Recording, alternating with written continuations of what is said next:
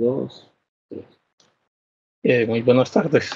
Bienvenido nuevamente a este ciclo de conferencias en el cual pues queremos invitarlos a participar activamente y aprovechar este ciclo de actividades que estamos realizando en el convenio entre Sabia Salud EPS, la Facultad Nacional de Salud Pública y la participación de Confama como operador. El día de hoy entonces volveremos a trabajar sobre las guías de control prenatal y nos acompaña la doctora Ana María Ángel, el profesor Pascual Pérez, mi nombre es Edgar Martín como coordinador del proyecto, el ingeniero profesor Luis Miguel, quien nos está acompañando la parte técnica el día de hoy y durante las próximas sesiones. Quiero invitarlos a que el día de hoy reflexionemos un poco y nos inquietemos respecto a las actividades que hemos venido realizando como instituciones. Esta diapositiva, esta imagen lo que nos muestra es lo que al día de hoy sucede en Sabia Salud, en 114 municipios en los cuales hay personas afiliadas a la institución. Para el caso del control prenatal, para el caso de las maternas, se trata de hacer un cálculo y revisar qué sería lo que tenemos en este momento. Para Sabia Salud, hoy, entre las mujeres en edad fértil, entre 10 y 49 años, considerando obviamente, fundamentalmente que están definidas por la guía entre 14 y 49. Le refiero entre 10 y 49 porque hemos venido teniendo y tenemos maternas en estas edades. Tendríamos estos datos, 551.103 mujeres en edad fértil. Esperaríamos por tasa de fecundidad ajustada por municipio unas 25.000 mujeres en embarazo. Y obviamente lo que esperaría dentro de esta actividad Sabia Salud es que por lo menos un 85% de estas gestantes ingresen de forma oportuna antes de las 17 semanas en el caso de los municipios que no son dispersos y los municipios que están considerados como dispersos por lo menos antes de las 20 semanas. Digamos que es una meta que se está planteando que vamos a ver no se logra cumplir de forma adecuada. Para el primer trimestre de esas 24.000 o 20.000 gestantes esperadas, el primer trimestre reportaron unas 9.200 y para el segundo trimestre unas 6.500. Muy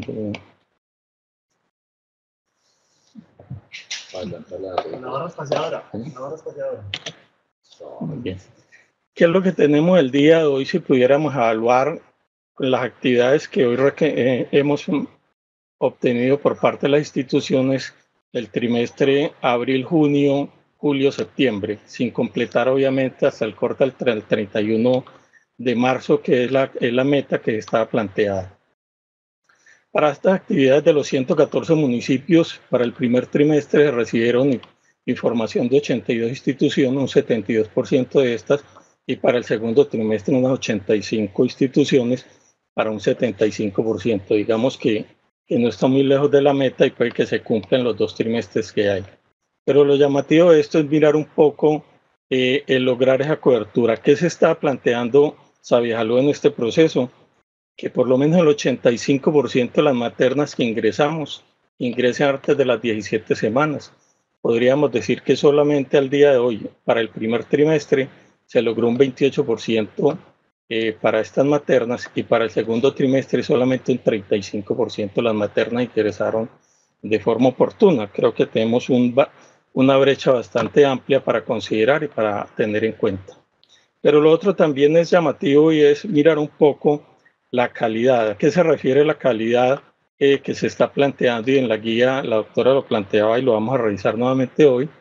Y es que por lo menos se espera que en este ingreso a las maternas, los básicos, lo que ha llamado los no negociables, tener un orocultivo al ingreso, tener una serología al ingreso, tener una ELISA para VIH, se realiza al 100% de las maternas. Solamente en el 11% del primer trimestre se logró esta meta para las maternas y para el segundo trimestre solamente un 7%. En ese tenemos una brecha mucho más amplia. Habría que considerar obviamente algunos factores que se puedan dar, pero digamos que esto es lo que tenemos los resultados al día de hoy. Entonces los invito un poco a reflexionar sobre esta actividad, sobre lo que hemos venido teniendo y los objetivos que obviamente se persiguen es mejorar estos indicadores, porque en última los resultados, el efecto no solo es, digamos, en razón de la institución, sino en razón de las mujeres embarazadas, de las gestantes que tenemos, y estos resultados nos llamarían a reflexionar. Entonces vamos a revisar la guía por la doctora Ana María y los invito a participar el día de hoy. Muy amable, muchas gracias. Doctora Ana María.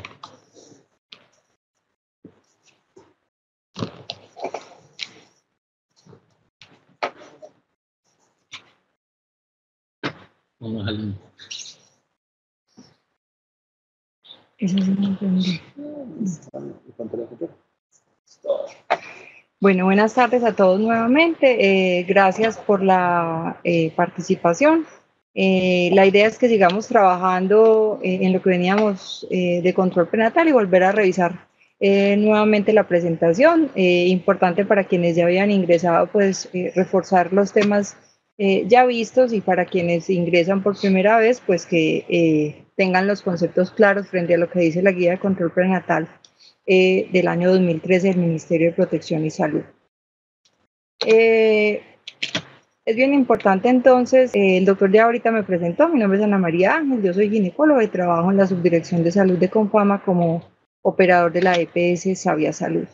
El fundamento técnico entonces son las guías del Ministerio del año 2013, la guía pues de detección y alteraciones del embarazo, parto y puerperio, y hoy básicamente vamos a revisar lo que compete al tema de control prenatal. Es importante que entiendan que las guías del Ministerio están diseñadas en control prenatal específicamente para mujeres de riesgo basal o de riesgo bajo, para lo que teníamos antes en las guías anteriores, y las pacientes que se salgan como de esas condiciones de riesgo basal, pues el enfoque será distinto y no hace parte de la competencia de esta guía, específicamente en lo que tiene control prenatal, aunque la guía contempla otras patologías propias del embarazo, como ruptura de membranas y trastorno hipertensivo asociado al embarazo. Bien importante entonces que entendamos cuáles son los objetivos del control prenatal, para que teniendo claros estos objetivos, pues enfoquemos las actividades que vamos a realizar durante el control prenatal. Muy importante entonces, lo primero, identificar los factores de riesgo biopsicosocial, entendido el embarazo no solo como un evento biológico, sino que tiene unos determinantes importantes, tanto sociales como psicológicos, y que de ser intervenidos pues oportunamente y de manera adecuada, pues logran modificar algunos desenlaces durante el embarazo, parto y puerperio. Lo que les decía antes de empezar a hablar de los objetivos, la guía está diseñada para mujeres de riesgo basal o de riesgo bajo, en lo que teníamos antes. Cuando clasificábamos el riesgo basado en las guías previas, teníamos lo de alto riesgo y lo de bajo riesgo, y es importante que más bien entendamos el riesgo como una evaluación dinámica, no es un riesgo estático puntual, sino que implica la evaluación de riesgo en cada una de las atenciones que hagamos a esta gestante, y por lo tanto es dinámico y puede cambiar en cada una de las valoraciones. Por eso es preferible hablar del riesgo obstétrico detectado positivo o negativo, en la medida que yo defino alguna condición especial que me genera un riesgo particular en esa gestante. Entonces, el primer objetivo entonces es identificar los factores de riesgo biopsicosocial. El segundo objetivo, diagnosticar la edad gestacional para poder evitar intervenciones inadecuadas. El caso, por ejemplo, de mujeres que cataloguemos con embarazo prolongado que no cumplan con las condiciones para la definición de embarazo prolongado, o que tengamos claro la edad gestacional para el tema del término del embarazo y el riesgo de prematurez. El tercer objetivo es el diagnóstico de la condición fetal. Es importante evaluar la condición materna, pero también la condición fetal, para tomar las conductas pues apropiadas de acuerdo a lo que encontremos en el feto. y asimismo diagnosticar la condición materna para poder intervenir aquellas situaciones que podamos intervenir y modificar durante el embarazo y que nos permitan cambiar los desenlaces adversos esperados en el caso de que no se produzca la intervención adecuada. El otro objetivo del control prenatal es el tema de vacunación, la evaluación por odontología, y ahora revisaremos por qué es lo importante del tema de odontología, y el tema de la nutrición por todas las condiciones asociadas a las alteraciones nutricionales, tanto bajo peso como sobrepeso u obesidad, y la importancia que tiene para la guía el tema de las intervenciones oportunas en las alteraciones nutricionales de la gestante. Y en aquellas que no lo tienen, pues para que definamos un plan nutricional a esa gestante que no tiene un riesgo, que es parte del riesgo basal o bajo, pero que si la intervención en la parte nutricional es adecuada, pues no termina teniendo bajo peso o sobrepeso al final del embarazo. Muy importante, como otro de los objetivos del control prenatal, el tema de definir un plan de acción para la intervención integral, es decir, el control prenatal no es solo evaluar lo biológico, como les decía, tomar la presión, medir la altura uterina, auscultar la fetocardia y hacer tacto en caso de ser necesario. El control prenatal es un momento de oro para hacer muchas otras intervenciones que no solo van desde lo biológico, van desde lo psicológico en aquella población a riesgo para alteraciones de este tipo, y desde lo social para aquellas cosas que nosotros desde la salud pues podamos modificar o podamos diferir, remitir a las entidades pues que tienen esta competencia. Y además un plan de intervención integral, porque no vamos a intervenir desde lo biológico, como les decía, sino que además de esas cosas biológicas, pues de lo puramente pertinente al control, al embarazo, pues haremos las otras intervenciones para prepararnos para el momento del parto y el puerperio. Y muy importante aquí el tema del plan de acción integral, de intervención integral en el parto y puerperio, el tema de la anticoncepción posparto y el tema de puericultura y lactancia materna. Y finalmente, un objetivo muy importante del control prenatal, educar a la madre y su familia. Acuérdense que con todo lo de estrategia Institución Amiga de la Mujer y la Infancia y los lineamientos del IAME, IAME Integral, se habla de familia gestante, no solo de madre gestante, sino de familia gestante, y se ha demostrado cómo involucrar a la madre y algún pues líder afectivo como de su familia garantiza el buen desarrollo de muchas de las pautas que definamos durante el control prenatal, parto y puerperio. Vamos entonces a empezar a desarrollar cada una de estas objetivos con las cosas puntuales que encontremos en cada uno de estos ítems, y vamos revisando. Al final las dudas que tengamos las escribimos por el chat y tratamos de solucionarlas, sea al final o a través de la plataforma daremos respuesta a las preguntas. Bien, entonces recuerden que el primer objetivo es el tema de la valoración del riesgo biopsicosocial. La guía de control prenatal del Ministerio de Protección contempla esta evaluación de riesgo psicosocial de Herrera y Hurtado, y ha sido pues una escala de evaluación de riesgo que ha sido debidamente validada y que tiene una puntuación, y de acuerdo a esa puntuación pues la definición del riesgo. La idea, como les decía, es que la evaluación del riesgo es dinámica y se debe hacer esa evaluación de riesgo en cada una de las atenciones a la gestante para revalorar ese riesgo, y la que teníamos sin riesgo, pues si encontramos alguna condición de riesgo, la modificamos, o si el riesgo ya pasó, pues le modificamos su escala de riesgo.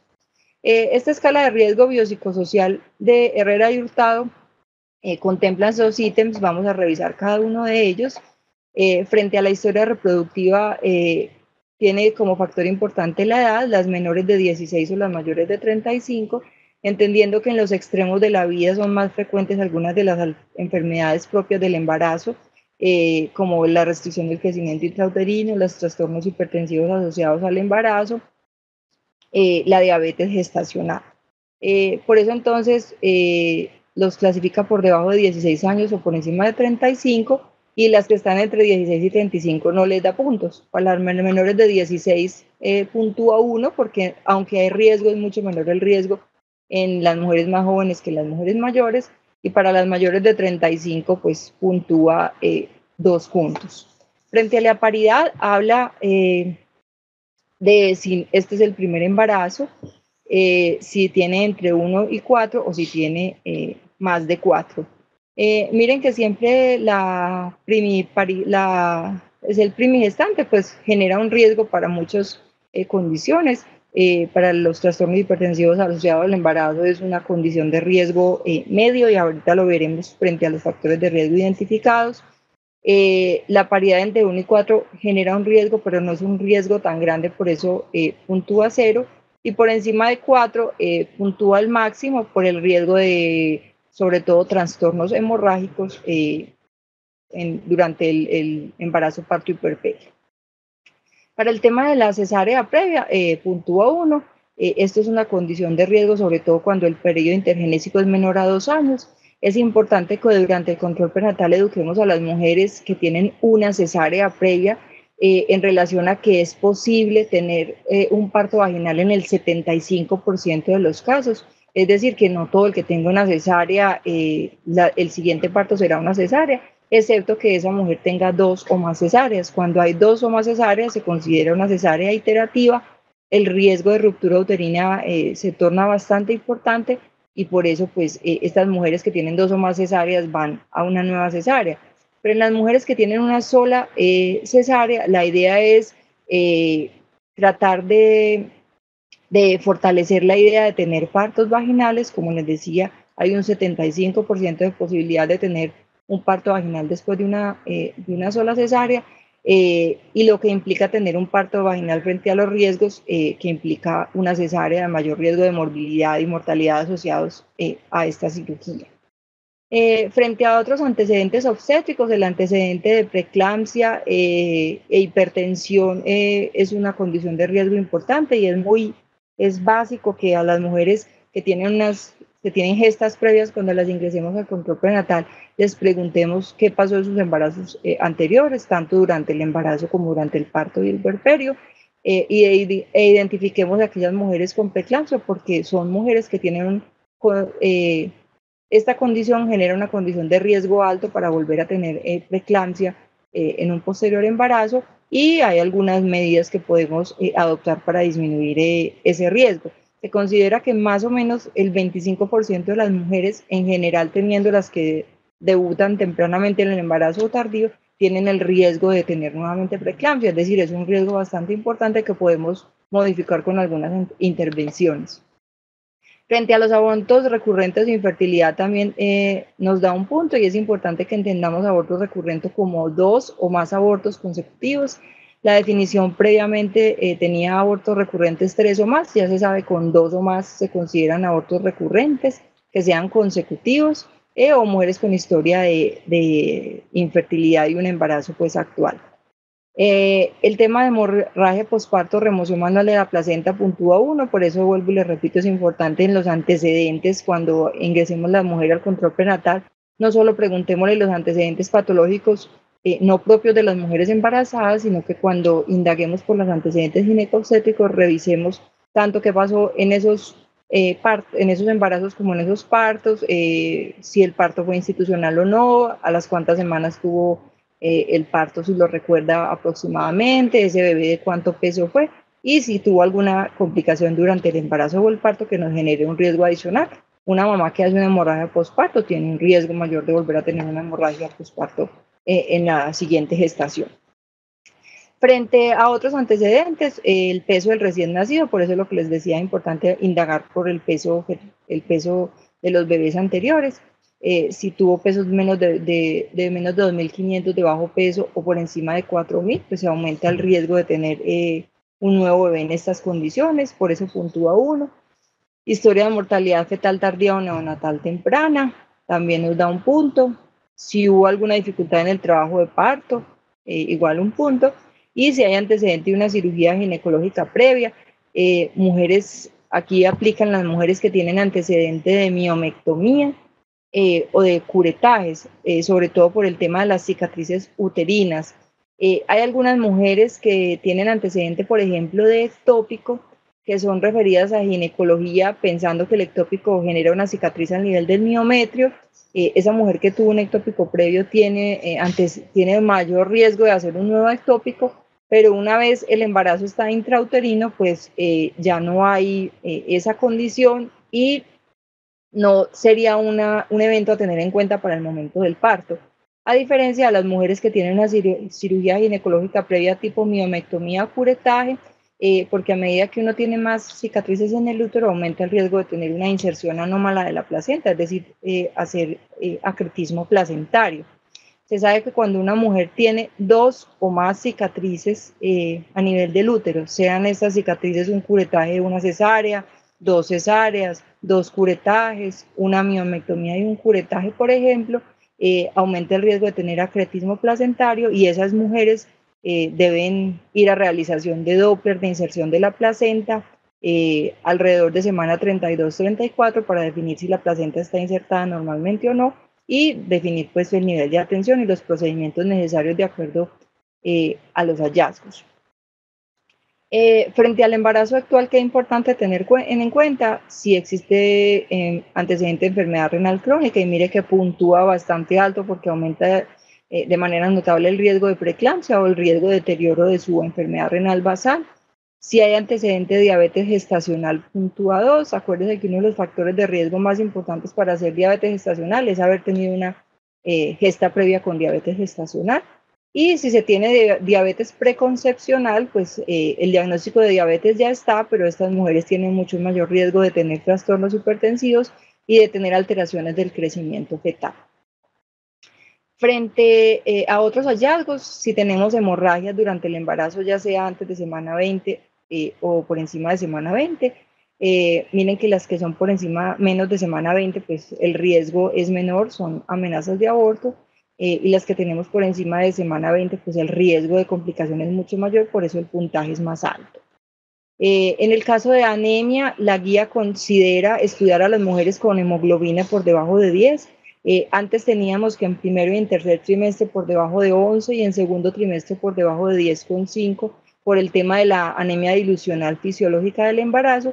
Sin embargo, la guía contempla que en realidad las verdaderas mamás enfermas por anemia son aquellas que tienen hemoglobinas por debajo de 10 y son aquellas que deberíamos estudiar e intervenir para modificar el riesgo pues, asociado a la anemia. Bajo peso, parto pretérmino y en el caso de tener riesgo aumentado de sangrado, pues menos reserva para estas mujeres. En el tema de embarazo prolongado, recuerden que la definición es por encima de 42 semanas. No existen los términos de embarazo en vía de prolongación y otras cosas que por ahí a veces resultan. Sabemos que entre semana 41 y 42 el riesgo de morbimortalidad perinatal aumenta y hay mayor riesgo de oligoamnios. Por eso en semana 41 debemos pues, determinar la conducta de acuerdo a los hallazgos. Pero en las mujeres entre 40 y 41, pues la idea es simplemente hacer seguimiento cada 2 o 3 días, evaluar tanto la salud materna como la salud fetal y si no hay ninguna anormalidad, hacer vigilancia hasta semana 41. Frente a otros antecedentes, hipertensión arterial, mire que puntúa bastante importante, polidramios. Si es un embarazo múltiple, pues los embarazos múltiples tienen riesgo de muchas cosas, parto pretérmino, restricción del crecimiento, diabetes gestacional, trastornos hipertensivos. Las presentaciones anómalas también son importantes por el tema de riesgos de trabajo de parto pues anormal o dificultoso. Es importante que las mujeres que tienen presentación anormal pues sean enviadas para valoración alrededor de semana 34, no antes. No remitan las mujeres embarazadas en podálica cuando tienen 25 semanas porque es posible que esas mujeres la presentación vaya a cambiar y la intervención que haga quien la revise pues no va a modificar en ese momento la conducta. Si hay antecedente de dishumunización, es decir, aquellas mujeres RH negativas sensibilizadas, es decir, que tienen CUMS alterados, las mujeres que son RH negativas cuyos CUMS son normales en cada uno de los trimestres, simplemente se les hace seguimiento. Se les debe aplicar inmunoglobulina anti-D en semana 28 como lo contempla la guía y al momento del parto si el bebé es RH positivo Pero en estas mujeres, si no hay ninguna cosa adicional, simplemente seguimiento con CUMS y aplicación de inmunoglobulina. Frente al riesgo psicosocial, enseguida vamos a ver el tema de cómo se evalúa el riesgo de depresión y de violencia intrafamiliar, pues si hay un tema de ansiedad severa o se identifica un soporte social familiar inadecuado, pues esto da un punto. ¿Qué considera la escala entonces de Herrera y Hurtado? Que tenemos un alto riesgo biopsicosocial cuando tengamos más o igual a 3 puntos, es decir, que una mujer que es su primer hijo y que tiene antecedente de enfermedad renal crónica, por ejemplo, ya tiene 3 puntos y se considera una mujer de alto riesgo biopsicosocial. Lo otro bien importante frente a la valoración del riesgo es que de acuerdo al riesgo que identifiquemos, pues serán las intervenciones las pertinentes de acuerdo a ese riesgo. Muchas veces nos encontramos con mujeres que viven en zonas bastante distantes de las zonas urbanas o de las grandes áreas metropolitanas y el riesgo que identifican, por ejemplo, es que tiene un soporte social familiar inadecuado, con alguno de los otros riesgos, el tema de ruralidad, de escolaridad, bueno, todas esas otras cosas. Y como nos da un alto riesgo dentro de lo que evaluemos adicional a las otras condiciones, la enviamos para que la vea el obstetra. Es importante que tengamos en cuenta que esa condición el obstetra no la va a modificar y debemos derivarla a aquellos servicios que efectivamente vayan a intervenir el riesgo que tengamos, porque si la mandamos para la obstetra porque tiene pues esta condición, es posible que no le vayamos a modificar y si le vamos a generar un problema adicional que implica el desplazamiento desde un área dispersa.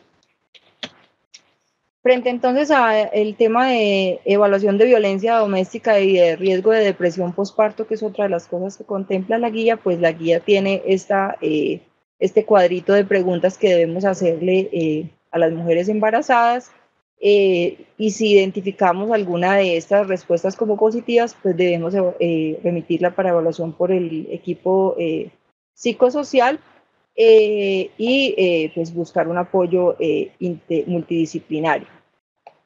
¿Qué preguntas hace esta escala pues, de evaluación de riesgo? Si durante el último año fue golpeada, bofeteada, pateada o lastimada físicamente o de otra manera.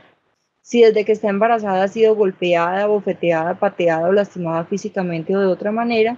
Y si durante el último año fue forzada a tener relaciones sexuales. Si alguna de esas preguntas es positiva, pues esa mujer aplica para violencia doméstica y debemos remitirla pues a la red de apoyo pertinente. Igualmente, durante el embarazo debemos identificar el riesgo de depresión postparto. Esta pregunta se recomienda hacerla en el primer control prenatal, en la semana 28 y en la primera consulta de revisión postparto. Y son 2 preguntas. Si alguna de estas 2 preguntas es positiva, le debemos hacer una tercera pregunta. ¿Cuáles son las 2 preguntas contempladas? Si durante el mes pasado se ha sentido triste, deprimida o sin esperanza con frecuencia, y si durante el mes pasado ha permanecido preocupada por tener poco interés o placer para hacer sus cosas cotidianas. Si la gestante nos responde de manera positiva a cualquiera de estas 2 preguntas, le debemos hacer una tercera pregunta en la que la mujer debe responder si necesita ayuda o no. Si la mujer necesita ayuda o no, pues debemos derivarla para la atención psicológica apropiada y poder intervenir pues el tema del riesgo de depresión postparta, que es bastante alto, sin embargo, como ahora todavía no lo hacemos como de manera sistemática la búsqueda, es posible que pasen muchas pacientes desapercibidas con cuadros no muy marcados. Pero es importante que empecemos a indagar porque esto afecta al tema de todos los cuidados de puericultura, lactancia, el tema de la adherencia a la anticoncepción y otras cosas pues que pueden resultar asociadas a la depresión postparto. Como veníamos hablando entonces, identificación de factores de riesgo, los extremos de la edad, la gran multípara como aquella que tiene más de 4 gestas, las mujeres de mayores de 40 años particularmente por el riesgo de cromosopatías, mucho mayor riesgo de diabetes gestacional y de trastornos hipertensivos asociados al embarazo. Frente a la historia obstétrica, lo que hablábamos de infertilidad, el aborto provocado o el aborto habitual, considerado en 2 o más abortos consecutivos, el antecedente de mortalidad perinatal, si hay antecedente de malformaciones congénitas en embarazos previos, pues porque hay que hacer una tamización oportuna en la gestación actual, y si hay antecedente tanto de bajo peso al nacimiento como de macrosomía, bebés por encima de 4.000, porque es posible que en este embarazo pues el riesgo es mucho mayor de tener alguno de esos eventos. Frente a lo socioeconómico, lo que les decía, pues extrema pobreza, muchas de nuestras mujeres están en esta condición, el tema del analfabetismo, consumo de alcohol, tabaco y drogas, actividad laboral inadecuada, sobre todo aquellas mujeres expuestas a algunos tóxicos, el tema de la ruralidad, y aquí cobra importancia lo que les decía, estas mujeres tienen un riesgo obstétrico detectado positivo o son de alto riesgo, pero en el tema, por ejemplo, de pobreza, analfabetismo, ruralidad, pues derivarla a la obstetra no le va a solucionar el problema, pero sí las podemos tener en nuestra base de datos como marcadas, por ejemplo, en el caso de analfabetismo, pues porque las instrucciones deberán ser tan claras que como ellas no saben leer y escribir, pues seamos tan claros en la comunicación que sean capaces de entender lo que estamos queriendo transmitirles, o que nos inventemos alguna manera de que nos entiendan lo que queremos explicarles. Frente a la ruralidad, pues es importante que estas mujeres las tengamos en mente para el momento del parto, y que en nuestra base de datos de gestantes tengamos estas mujeres presentes, sobre todo para promover el tema del parto institucional, y en aquellos municipios donde se disponga de hogares de paz o donde hay casas campesinas, pues podamos asegurar que estas mujeres se desplacen hacia el final de la gestación a estas zonas para garantizar parto institucional y disminuir los riesgos asociados al parto no institucional. Frente a los nutricionales, tanto el tema de desnutrición materna como obesidad, ambos asociados con desenlaces adversos durante el embarazo, parto y puerperio. En el caso de obesidad, mayor riesgo de diabetes y trastornos hipertensivos. En el caso de desnutrición materna, mayor riesgo de tener bebés con bajo peso al nacer o tener síndrome de parto pretérmino. Otros antecedentes, otros factores de riesgo, el tema de lo que les hablaba de la cicatriz uterina previa, no solamente la cesárea, sino miomectomías y curetajes por el riesgo de inserciones anómalas de la placenta. Muy importante que está con interrogantes, el tema de pelvis estrecha, sobre todo porque es una causa de remisión muy frecuente a otros niveles de atención y a veces de remisión demasiado temprana. Si yo tuve una señora que tuvo una cesárea previa por un trabajo de parto distóxico, porque tuvo alguna dificultad pues particular en el momento del parto, pues no hay necesidad de referirla cuando tiene 10 semanas, porque en ese momento no vamos a tomar la conducta frente a la terminación del embarazo. Y lo otro que entiendan es que el proceso de parto es un proceso dinámico, y es una relación entre el contenido, que es el feto, y el continente, que es la pelvis, y de acuerdo a cómo se dé esa relación, pues esa pelvis puede ser o no adecuada para ese feto. Es decir, que esto no es un diagnóstico que sea definitivo, y algunas mujeres que tuvieron alguna dificultad en un parto, pues en el siguiente no necesariamente tienen que tenerla. Frente a otros antecedentes pelvicogenitales, el antecedente de alguna patología genital que pueda generarles un riesgo, condilomas, algunas ITS que deben ser tratadas. En relación a otros antecedentes médicos obstétricos, pues el antecedente de trastornos hipertensivos asociados al embarazo, por lo que les decía, un mayor riesgo de volver a debutar con preeclampsia en la gestación actual, el antecedente de colestasis intrahepática, mujeres con isoinmunización, es decir, las RH negativas que ya tienen alteración en el CUMS, y el antecedente de algún tipo de hemorragia, sea temprana o por encima de la semana 20. ¿Qué otros antecedentes de la patología médica obstétrica? Pues la edad gestacional dudosa, el embarazo prolongado, ruptura de membranas, los embarazos múltiples por los riesgos múltiples que hay asociados a ellos, macrosomía, diabetes, ya sea gestacional o pregestacional, las mujeres con algún tipo de cardiopatía. Es importante que tengamos en mente las cardiopatías. Si se revisa el perfil de mortalidad materna de nuestro país y de lo que tenemos en Antioquia particularmente, Nuestro perfil de mortalidad ha venido cambiando y ya muchas de nuestras muertes no se asocian a hemorragia o a trastornos hipertensivos, sino a mujeres con cardiopatías que se descompensan ya sea durante el embarazo o el puerperio y terminan muriendo porque no se intervinieron de manera oportuna estas pacientes.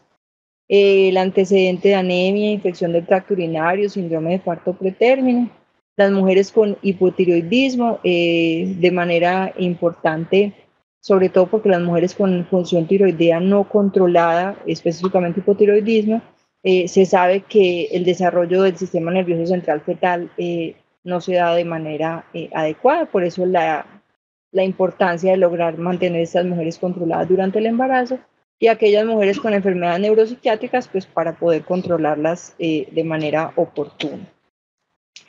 Antes de seguir con el segundo objetivo, que es el diagnóstico de edad gestacional, hacerles énfasis importante en lo que contempla la guía. La guía habla de un mínimo de controles prenatales para las mujeres tanto nulíparas como multíparas. Para las nulíparas contempla que es adecuado 10 controles prenatales, para las multíparas considera adecuado 7 controles prenatales. En mujeres, como les repito, de riesgo basal, sin ninguna condición adicional. Contempla también de manera importante que no es necesario la evaluación rutinaria por el ginecólogo a todas las embarazadas y que deberían hacerse en 2 momentos puntuales del embarazo, entre la semana 28 a 30 y entre la semana 34 a 36, que es cuando se pueden identificar algunos riesgos específicos, porque en la semana 28 a 30 pues está el tema de la insulinización o lo de la diabetes, y al final del embarazo 34 a 36, pues aquellas mujeres con una cicatriz uterina previa, que tienen una presentación distóxica, que tengan una condición que debamos planear de manera anticipada al momento del parto. Muy importante además que entendamos cuál es la importancia de diligenciar el control prenatal.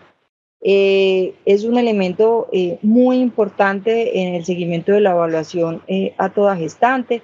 Es un elemento muy importante en el que debemos diligenciar cada uno de esos ítems que allí se contemplan, sobre todo porque termina siendo el parámetro de evaluación de un segundo observador que no conoce a esa gestante y le permite tomar decisiones con esa información que tiene ahí. Uno se encuentra tristemente muchas mujeres con controles prenatales cuyo carnet está completamente vacío, no aporta ninguna información. Muchas de ellas llegan sin ninguno de los controles prenatales, entonces ni está en el carnet ni están los exámenes y eso termina implicando dualidad de actividades en mujeres que probablemente ya les hicimos los que le teníamos que hacer. Además permite que la gestante se apersone pues como de su proceso, entienda lo importante que es eso. Entonces sí les hago un llamado como al tema del correcto diligenciamiento del control prenatal, tanto para beneficio de ustedes, para facilitar el seguimiento, como para facilitar la evaluación de las demás personas que intervengan en la evaluación de esa gestación. Sigue entonces el segundo objetivo, que es el tema de diagnóstico de edad gestacional. Todas las embarazadas deben tener una ecografía temprana para determinar la edad gestacional y para evaluar si hay un embarazo múltiple o no. ¿Cuál es la época ideal de la evaluación para determinar la edad gestacional? Idealmente entre semana 11 a 14. Uno se encuentra muchas mamás embarazadas que cuando llegan a la semana 11 o 12 ya tienen 3 o 4 ecografías.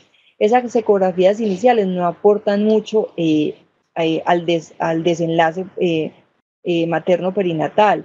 Esta es la época ideal de evaluación entre semana 11 a 14, además porque además de un cálculo adecuado de edad gestacional nos permite hacer algunas tamizaciones para algunas alteraciones que pueden verse en esta época que se asocian a condiciones genéticas. Lo ideal es establecer la edad gestacional a más tardar en el segundo control prenatal, pues para poder establecer el plan de atención que tengamos definido para cada gestante y además porque evita inducciones antes de la semana 41, lo que les decía, el tema de diagnóstico de embarazo prolongado. Frente al diagnóstico de la condición materna, que es el tercer objetivo que tenemos planteado al inicio, pues muy importante hacer anamnesis personal y familiar. El familiar, sobre todo, por ejemplo, en el antecedente de enfermedades de tipo genético, las mujeres con antecedente familiar en primer grado de preeclampsia o de diabetes, porque son mujeres que aunque no tengan el riesgo ellas, si por ejemplo en su primera gesta, pues el riesgo familiar, si aumenta el riesgo particular en ellas. El tema de la historia obstétrica, lo que les hacía énfasis al inicio, qué ha pasado con sus anteriores embarazos, el tema de la actividad laboral, sobre todo por el tema de exposición a tóxicos, a sustancias por inhalación que generen riesgo particular en el embarazo, y un examen físico detallado. No se nos puede olvidar que la mamá no es solo presión, abdomen, fetocardia y tacto vaginal si lo amerita. La mamá tiene muchas otras cosas que evaluar y, como les decía, la mortalidad ha cambiado porque nos hemos dedicado a hacer muy bien lo obstétrico, pero se nos han olvidado las otras cosas de esa mamá embarazada, que en el caso de tener una enfermedad de base, si se descompensa durante el embarazo, pues puede dar al traste con la vida de esa gestante. ¿Qué particular frente al control prenatal? Es entonces el tema de la toma de presión arterial. La guía explica bastante amplio cómo se debe tomar la presión arterial, en el brazo derecho, sentado, con un manómetro que sea, pues, con un brazalete que sea el adecuado, perdón, que la señora tenga por lo menos 3 a 5 minutos de reposo. No es que la señora llegue de una, le tomamos la presión, porque es posible que encontremos resultados anormales que no correspondan a la realidad. Y que la presión diastólica la evaluemos cuando desaparece el quinto ruido de Korokov. En adultos no embarazados, la diastólica se toma cuando cambia la intensidad del cuarto al quinto ruido. Muy importante que en gestantes tengamos en cuenta que las diastólicas se contempla cuando desaparece el quinto ruido de Korokov, y esto es bien importante además porque los dispositivos de toma electrónica de presión arterial no son capaces de hacer esa diferencia, y a veces podemos tener mujeres que están hipertensas sin estar hipertensas. ¿Qué hace énfasis la guía? En el tema de la evaluación de la presión arterial media. En uno de los videos montados en la plataforma está claramente cómo hacer el cálculo de la presión arterial media, sobre todo porque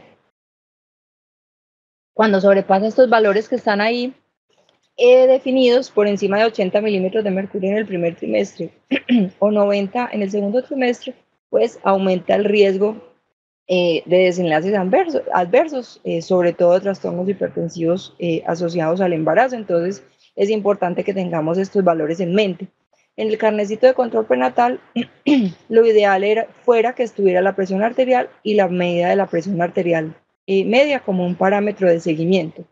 Muchas de estas mujeres que terminan teniendo preeclampsia, y la mayoría de las preeclampsias se producen al final del embarazo, cuando uno va y revisa el carnet del control prenatal, y por eso es importante el adecuado diligenciamiento, se encuentra que fueron mujeres que, por ejemplo, nunca su presión arterial descendió en el segundo trimestre, que es lo fisiológico, y que solo esos cambios sutiles terminan generando al final una condición de riesgo para el desarrollo de una preeclampsia. Frente a la medida de altura uterina, pues hacerlo en cada control y hacerlo gráfico a partir de semana 24. Importante que se inicie la toma en semana 12, no empecemos a tomar altura uterina en semana 10. A veces se encuentra uno toma de altura uterina en semana 10 y se pregunta cómo lo hicieron, pero así está reportado. Es imposible tomar altura uterina en semana 10 porque el útero todavía no está extrapélvico y no hay cómo medirlo. Frente a la evaluación nutricional, que, como les decía, la guía contempla de manera, le hace énfasis bastante al tema de la evaluación nutricional. La idea es que todas las mujeres deberían ser evaluadas por nutrición al ingreso, sean las de riesgo basal o las que están enflaquecidas, sobrepeso u obesidad, y la nutricionista definir en las que están normales, pues unas instrucciones generales para el resto del embarazo, y en las que están enflaquecidas en sobrepeso u obesidad, pues generar un plan particular de atención en esa gestante. ¿Qué dice la guía específicamente? Que se debe registrar el índice de masa corporal, no tanto el peso aislado, o si tenemos la evaluación de la talla y el peso pues inicial, lo podemos hacer el cálculo, pero más que registrar el peso en el carnet, lo ideal sería registrar el índice de masa corporal. Lo ideal hacerlo en la cita de inscripción al control prenatal, que la meta, según la guía, es alrededor de semana 10, en las primeras 10 semanas, y con base en ese índice de masa corporal calculado en ese momento, pues establecer las metas de ganancia de peso durante la gestación. En aquellas mujeres que ingresan de manera tardía, después de semana 16, La idea es que ya no se calcula la meta de ganancia de peso con lo que encontremos en ese momento, sino que lo debemos hacer con el índice de masa corporal pregestacional. Es claro que muchas mujeres no recuerdan su peso previo, pero en las que lo tengan, pues el cálculo debe hacerse con lo pregestacional. Si no lo tienen claro en ese momento, pues lo hacemos con lo que encontremos en esa evaluación. Y de acuerdo a si se encuentra en cuál de estas franjas, pues las intervenciones serán específicas. En el tema de las que tienen sobrepeso o obesidad, la idea no es poner a perder peso a las gestantes, sino que la ganancia de peso no sea tan alta como en aquellas mujeres que están en rango normal o están enflaquecidas. Y la guía contempla específicamente esta gráfica de Atala como la gráfica para la evaluación nutricional de las embarazadas, y muy importante hacer la graficación para poder visualmente ver cómo va nuestra embarazada, y además para ver si en algún momento se sobrepasa como de lo esperado, porque la mujer puede tener como meta de ganancia de peso 10 a 13 kilos, por ejemplo, en una que está en rango normal, pero si en una evaluación puntual hace un pico de ganancia excesiva de peso, tendremos que hacer las intervenciones pertinentes para disminuir el riesgo en esa gestante. El siguiente objetivo entonces es el diagnóstico de la condición fetal. Importante tener en cuenta el tema de la evaluación de los latidos cardíacos que cobra importancia por encima de semana 20. El rango normal es entre 110 y 160, no 120. Algunas veces remiten maternas porque tienen bradicardia porque tienen 120. Recuerden que el rango normal es 110 a 160, por debajo de 110 es bradicardia, por encima de 160 es taquicardia. Muy importante, además, el tema de la evaluación de los movimientos fetales. No debe ser una indicación que de manera rutinaria demos a las mujeres con riesgo basal. Explicarles a las mujeres embarazadas que se empiezan a percibir entre semana 18 a 22. Algunas mujeres consultan en semana 15 que porque no lo sienten mover, y hay que explicarles fisiológicamente y físicamente por qué todavía no se perciben los movimientos fetales. Y en aquellas mujeres que por encima de semana 28 consulten porque o les genere interrogante la disminución de los movimientos fetales, hay que explicarles que deben tomar 2 horas de reposo, acostarse sobre el lado izquierdo y contar en 2 horas si hay menos de 10 movimientos fetales. Si en esas 2 horas hay menos de 10 movimientos fetales por encima de semana 28, hay que indicarles que consulten. Lo que les decía, altura uterina a partir de semana 12. En el tema de la evaluación de la condición fetal, se sabe que de rutina no hay indicación para hacer monitoreo fetal electrónico a todas las mujeres de riesgo basal. Hacer Doppler de rutina tampoco cambia el desenlace, ni perfil biofísico en mujeres de riesgo basal, excepto que tengan alguna condición específica. Lo otro, para la evaluación de la diagnóstico de la condición fetal, que se suma a lo ya hablado de la evaluación ecográfica en semana 11 a 14, es el tema de qué número de ecografías hacer. La guía contempla que lo ideal son 2 ecografías en una mujer de riesgo basal, una entre semana 11 y 14 para cálculo de edad gestacional, y una entre semana 20 a 24 para detectar algunas alteraciones estructurales fetales. Si esa mujer todo está normal, el crecimiento de la altura uterina es normal, no tiene preeclampsia, no tiene diabetes, no tiene nada, la guía contempla que la realización rutinaria de ecografías en el tercer trimestre no aporta a modificar los desenlaces adversos materno perinatales. Es decir, no es importante que hagamos muchas ecografías al final del embarazo, excepto que tengamos alguna situación particular que estudiar.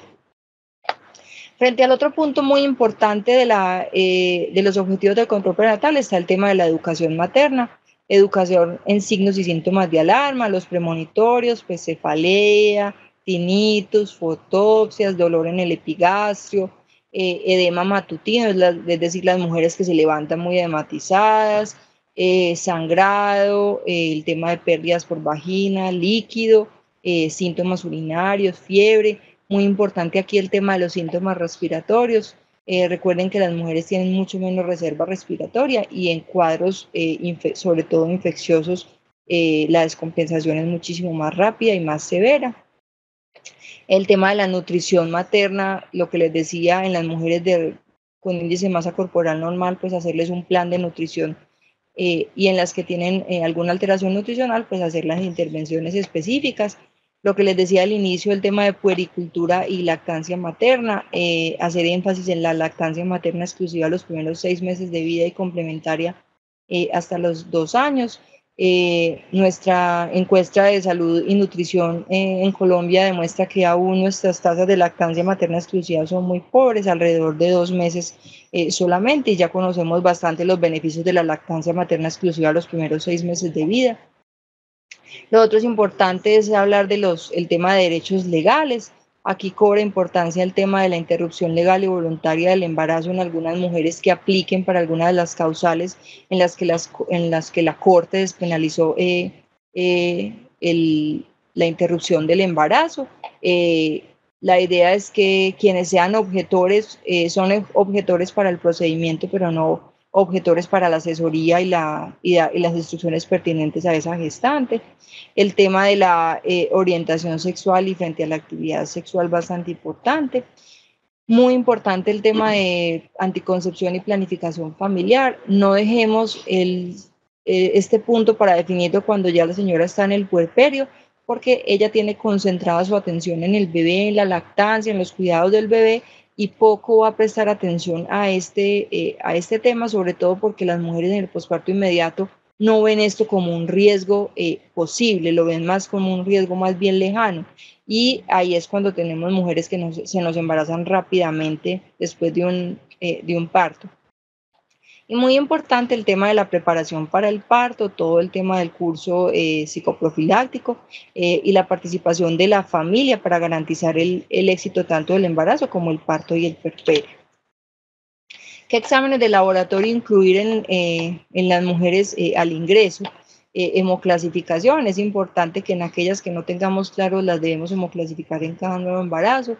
No nos confiemos de lo que dicen algunos documentos que tienen incluido la hemoclasificación, porque hay muchos que tienen errores y terminamos haciendo que las intervenciones que deberíamos haber realizado no se realicen de manera oportuna. Frente a lo que decía el doctor Edgar ahora del urocultivo, esto es un tema muy importante.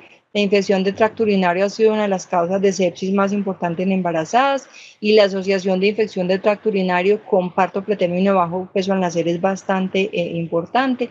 Ya la literatura es suficiente en demostrar que no sirve hacer parcial de orina en cada trimestre, que basta con hacer un urocultivo al ingreso o antes de semana 14 para buscar bacteriuria asintomática. Y en el caso de ser negativo no necesitamos hacer ningún examen de orina adicional, excepto que la mujer consulte por síntomas urinarios. Y en el caso de que el cultivo sea positivo, pues dar el tratamiento pertinente y hacer seguimiento con urocultivo mensual hasta el final del embarazo. Importante que aquellas mujeres que tienen 2 o más infecciones urinarias bajas o una sola infección urinaria alta son candidatas a uso de profilaxis el resto del embarazo después de que hayamos tratado el evento inicial, porque esto disminuye, como les digo, el riesgo de parto pretérmino y bajo peso al nacer. Y muy importante en el tratamiento, no tratamientos acortados para infección urinaria como en adultos no embarazados. Los esquemas de tratamiento deben ser de mínimo 7 días en mujeres embarazadas, tanto para bacteriuria asintomática como sintomática. En el tema de sífilis, ya está disponible la nueva guía de tamización de sífilis con prueba rápida, sin embargo no está definido claramente cómo va a ser la implementación, por lo tanto seguimos haciendo tamizaje para sífilis con serología. Si la institución dispone de prueba rápida, pues puede hacerlo con prueba rápida, y si no, con serología en cada uno de los trimestres. Y si está alterada, pues hacer las intervenciones definidas. Muy importante la confirmación, sobre todo en mujeres que tengan BDRL o RPR por debajo de 8 DILs, porque son las que pueden tener más falsos positivos. En las que tienen más de 8 DILs también debemos hacer la prueba confirmatoria, sin embargo es más poco probable que corresponda a un falso positivo. Tamización para VIH y hepatitis B, muy importante, pues hepatitis B para hacer el estudio complementario en aquellas mujeres portadoras crónicas o que tienen un evento agudo de hepatitis B durante el embarazo, y para tener claro la profilaxis en el momento del parto con gamma globulina hiperinmune específica para hepatitis B. Y en el caso de HIV, la guía contempla la tamización al inicio del embarazo y en el tercer trimestre, porque es posible que tengamos algunas mujeres con riesgo que al inicio estén en ventana inmunológica y terminen siendo positivas al final del embarazo. En ambas tomas de muestras debe haber asesoría pre y post-test, y de acuerdo al resultado puedes definir las intervenciones apropiadas. La nueva guía de VIH en gestantes publicada por el Ministerio contempla que si uno hace una primera prueba presuntiva positiva, hace una segunda, y si esa segunda es positiva, ya con eso debe ordenar carga viral y no hay que esperar a hacer Western blot para tratar de poder intervenir oportunamente esa gestante.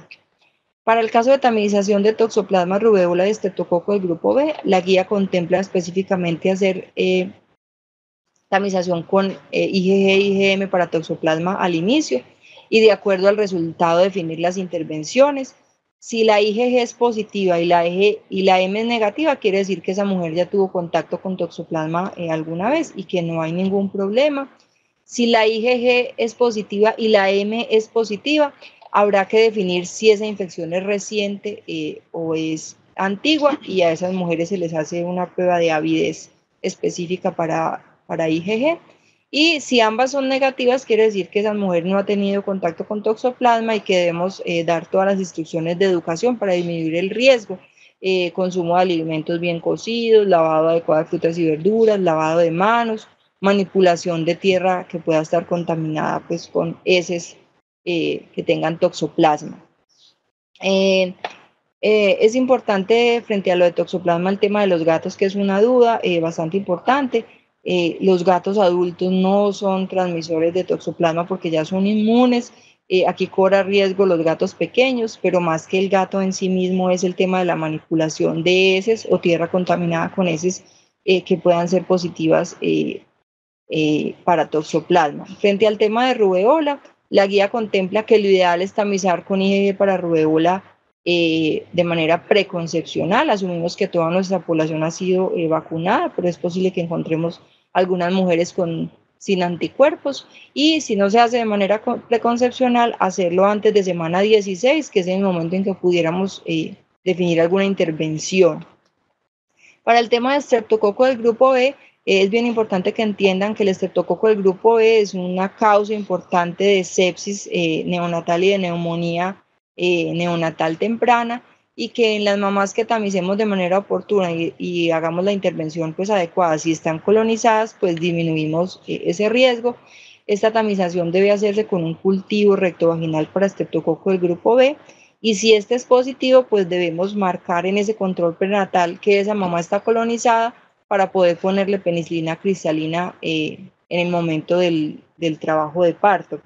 Importante aquí que si alguna de estas mujeres no se le hizo cultivo, pero un urocultivo que haya tenido durante el embarazo fue positivo para estreptococo del grupo B, consideramos que esa mujer está colonizada por estreptococo del grupo B y requiere igualmente profilaxis. Frente a la tamización de anemia, entonces la guía contempla el ingreso y en semana 18, y además contempla los ajustes de acuerdo a la altura que enseguida se los muestro. Al ingreso y en semana 28, pues porque son los momentos oportunos para realizar las intervenciones que logren modificar el riesgo asociado a la anemia. Frente a la tamización de diabetes gestacional, de rutina no se contempla el uso de glicemia al ingreso a control prenatal, excepto en aquellas mujeres que tienen alto riesgo de tener diabetes pregestacional, y las tamizaríamos como un adulto no embarazado, pero como ya sabemos la guía está diseñada para mujeres con riesgo basal, la idea es tamizarlas con curva de tolerancia oral a la glucosa con carga de 75 gramos entre semana 24 a 28, y si uno de los si un solo de esos valores está alterado, enseguida se los muestro cuáles son los parámetros de referencia. Consideramos que tiene una diabetes gestacional y debemos iniciar pues todas las actividades encaminadas al control de la diabetes. Frente al tema de tamización de cáncer de cuello uterino, importante la realización de la citología cervicuterina en aquella población que no haya sido tamizada. Muy importante que no tamizamos mujeres por debajo de 21 años, independiente del tiempo de inicio de vida sexual, porque el riesgo de tener una alteración grave en ese grupo poblacional es bastante baja. Y no porque la citología haga parte de la guía, entonces así sea adolescente, le vamos a hacer citología. Si no está dentro del grupo poblacional tamizar, no se tamiza. Y la realización de gota gruesa en zonas endémicas para malaria, independiente de si hay síntomas o no, se debe hacer la tamización. Y si no es posible la tamización, la guía contempla la administración de terapia en 3 momentos del embarazo para tratar de disminuir las complicaciones asociadas a malaria no diagnosticada.